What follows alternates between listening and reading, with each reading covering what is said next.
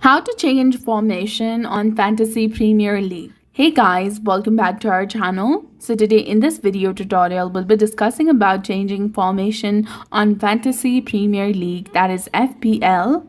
So first, you need to go ahead and install the latest version of FPL application on your mobile device and make sure that it is updated to its latest version and you're also logged in with your specific account. Now, once you open the app, tap on the fantasy at the bottom, that is between latest and matches. Tap on that.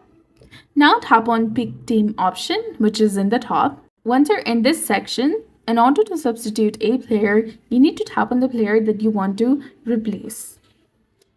Now you will see the option of full profile and substitute in the bottom of the screen. Tap on substitute. Choose a player that you want to bring in from your bench, either defender, midfielder, or forward. And once you choose one, you'll be done. That's it. You've changed your team's formation. So that's it for this video. This is how you can go ahead and substitute or change formation on Fantasy Premier League. So if you found this guide helpful, please like, share, and subscribe. Thanks for watching.